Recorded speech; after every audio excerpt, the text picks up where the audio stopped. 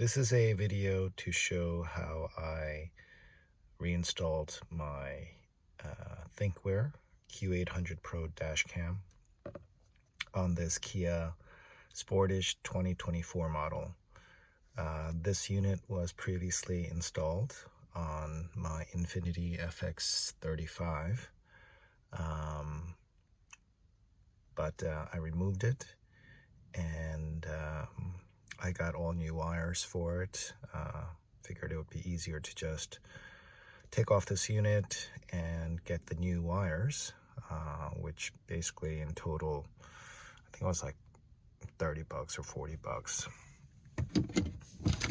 Basically, you have to get the rear camera wire, and then this Thinkware dash cam hard wiring cable.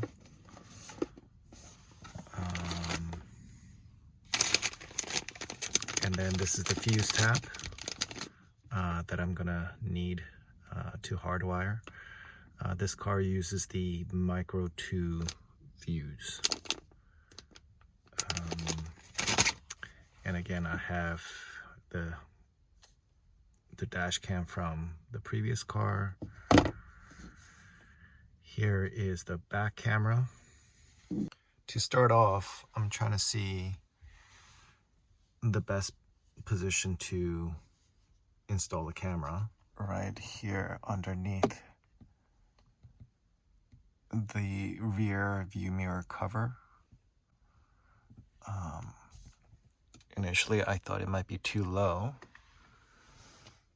but then when I'm in the driver's seat position, you can't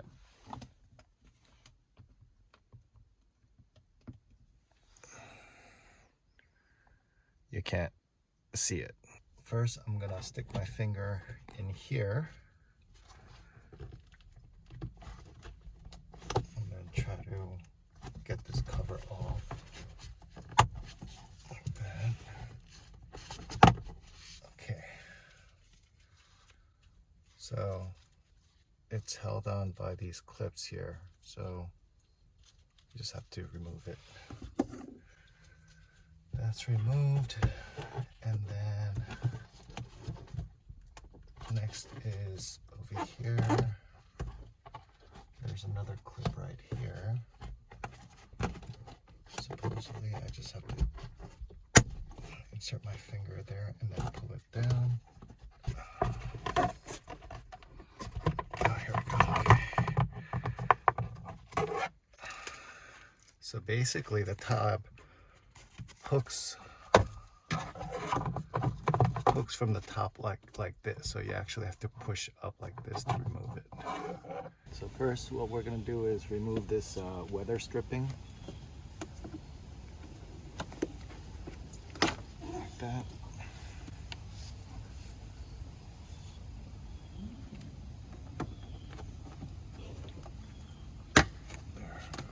So you just have to push this A-pillar cover out a little bit so that we can access this behind the airbag. So the space around the airbag is a little tight, and this cover doesn't come out that much. So what I usually do is slide the zip tie in and under, and then I'm gonna attach the wires here and then thread it through. So we just used the zip tie to feed the wire through the A-pillar here. I don't know if you could get that gap there, right there. And then I had to use this tool, trim tool, to probably open the headliner a little bit to get it through. Right there. So now what I'm gonna do is attach the other wire here and then snake it through as well. Okay, so now we have snaked both wires from the outside.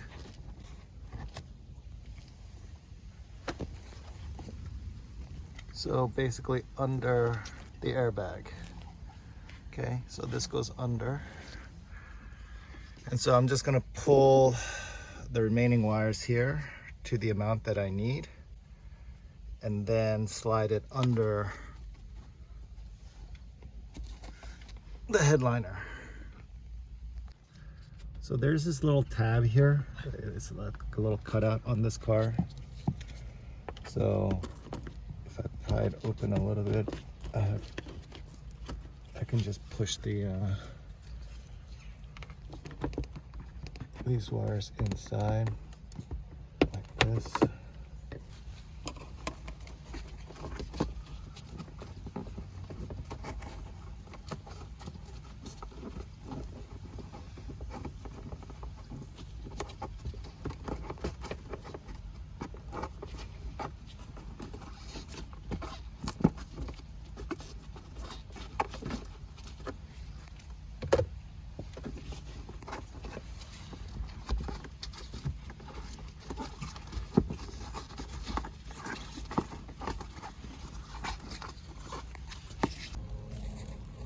Okay, so as you can see, we inserted the wire under the headliner. You just pull it out a little bit, and then there's a little gap here that you can push the wire right through like this. And if you have a little trim tool to pry the headliner down a little bit, it's also helpful. Okay, so I'm going to remove the remainder of this weather strip.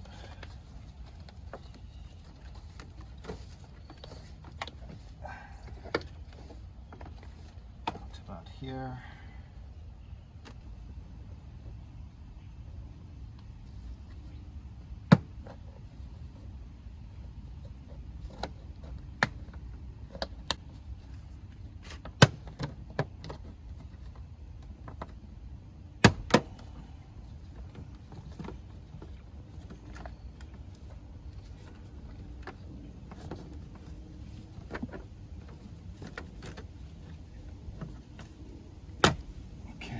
So these just are held in by these clips here, and you just have to pry these open.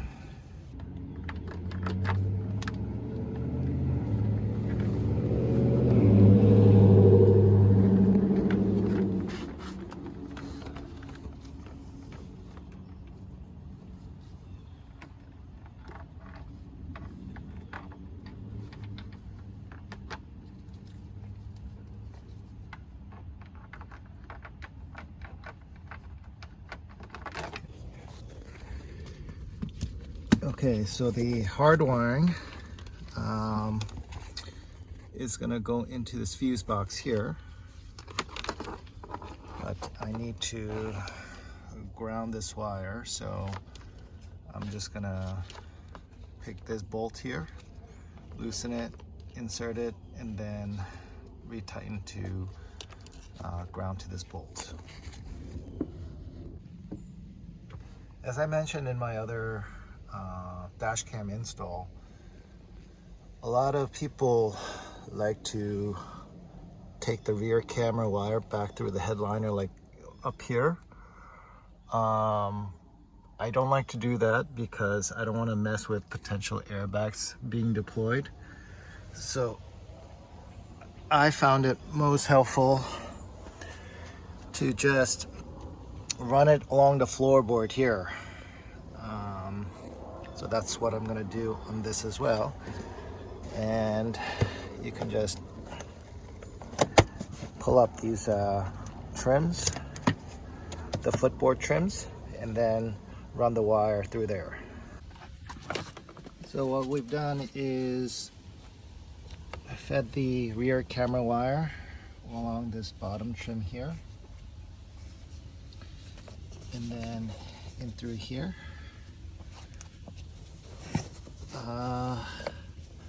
Basically, we inserted the cable by lifting up this trim, this footboard trim a little, and then it goes out.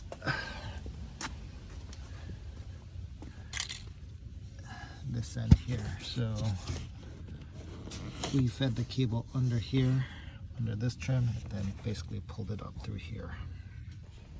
I'm feeding the cable through the door well here, and then through here inserted the cable underneath this headline here, came through here, and all I'm doing is prying open the headliner a little bit and then inserting the cable. So up to this part right now.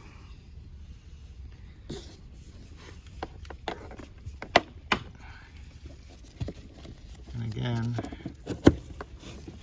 as you can see, if I just pry it open just slightly,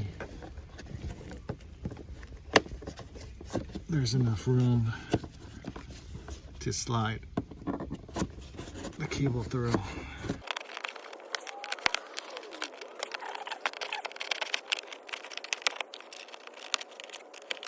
So this part, just have to remove this weather stripping a little bit,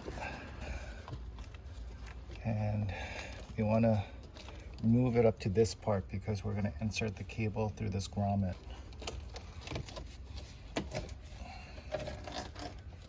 Okay.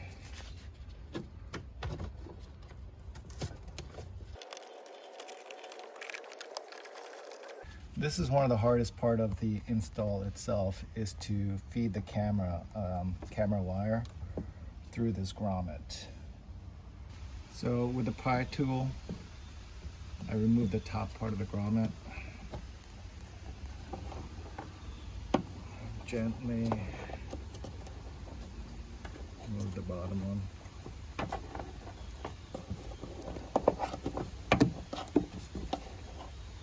Okay.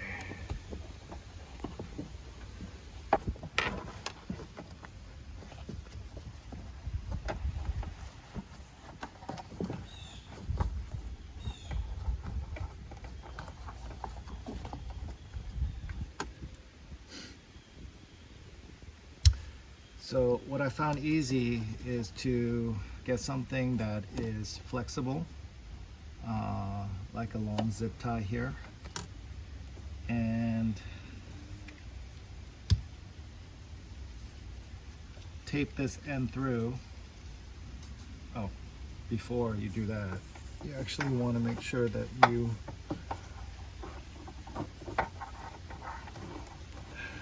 get the other camera wire through this hole first. Oh, got it. Okay. So you want to feed the wire through this hole first, because the idea is to have the wire travel through the grommet. So if you actually did this process first without going through the hole, then you'd have to redo the whole thing. So now what we want to do is tape the end here, and then slide it through. Okay, so now I'm gonna gently try to push and pull this through the grommet hole.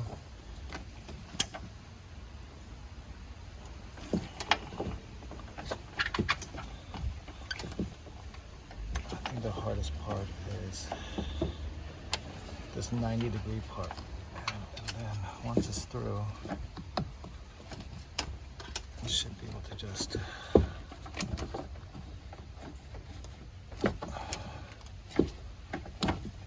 put the rest of it there.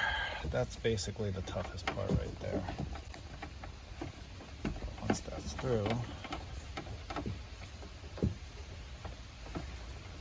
you're good. So the next piece is removing this trim. Basically, you just have to pry one end of it and then start pulling out like this. And then it's just held on by these clips. So again, it should just come out this way, like that. Feed this wire through here.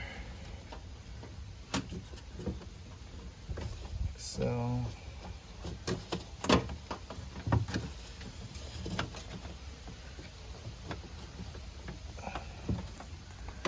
And then it's going to attach to the camera here. Okay, so we just fed the camera wire here.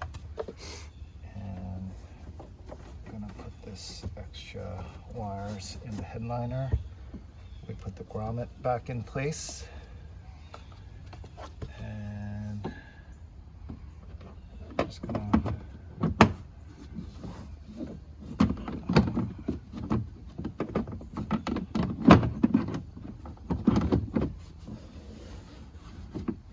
the panel, and then just have to snap it back in.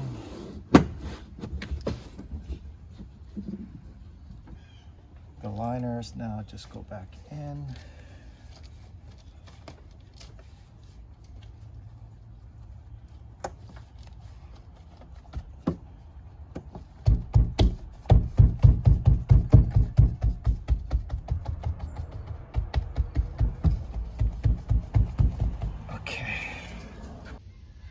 Okay, so for the car electric, there's one connection that goes to the battery.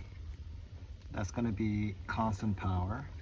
And then there's going to be the ACC, which is power that only comes on when you turn on the ignition.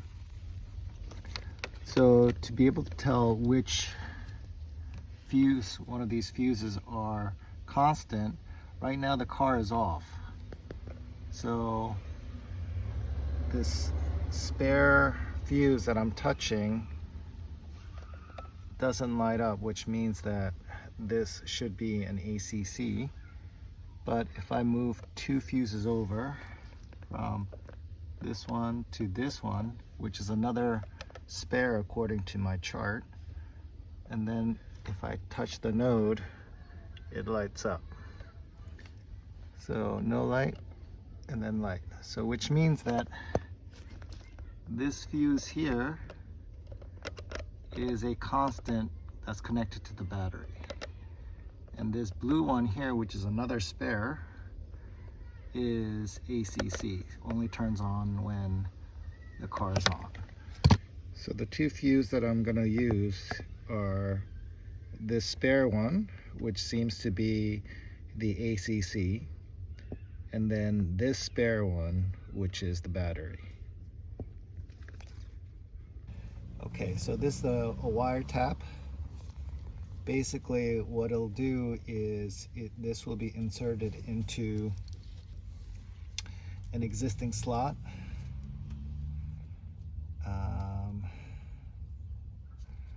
And what I'm going to now do is basically connect. This yellow one is the battery one, which is constant power. And this ACC red one basically only turns on when the car is on. So you just take out one of these ends. Doesn't matter which one you're going to use. And then you're going to crimp basically the wires together.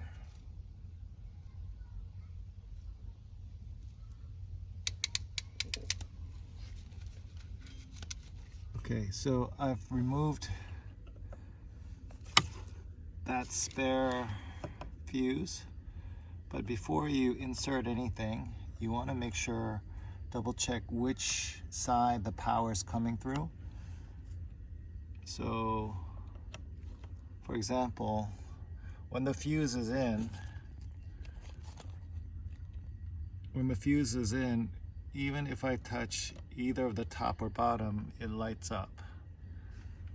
That's because obviously the fuse is connected. Now when it's disconnected, when I touch the bottom node here, it doesn't light up. But when I touch the top node, it lights up, which means that the power is coming from the top. So when you're inserting the fuse tap, you have to make sure that the power side is on this side. So again, you want to make sure that the power side is away from this wire, right? So the power's flowing through here and it enters this way. If you do it the other way around, it defeats the point of having the fuse, right? Because if the fuse breaks, even though the power is flowing from the top, it's not going to continue flowing to the device. But if you connect the bottom to where the power is coming from, it defeats the whole point of having the fuse here. So it's just going to keep on supplying the power down the line, even though if there's some sort of a surge or whatever, the fuse is supposed to protect the device, right? So if the power comes from the top and there's a surge and it breaks the fuse, then the power is no longer going to continue traveling down. So the way this fuse tap works is that you insert the original fuse into the first slot, which is going to be that, and then insert the second fuse of equal or lower amp into the second slot.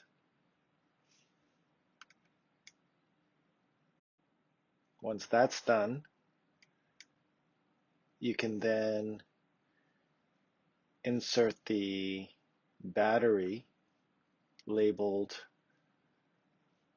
fuse tap into the fuse box in that 10 amp spare fuse slot that we earlier identified as the constant battery source. Once I inserted the constant battery fuse tap, I noticed that there wasn't enough room for the ACC fuse tap that I originally identified here. So I found another spare fuse slot for the ACC that was 7.5 amp. So I decided to use this slot instead. Okay, so the install is now complete. The unit is hooked up. Again, we fed the wires through here, through the A-pillar, down through here, and then through the foot trim here, door trim, and out the back. And everything's back in place.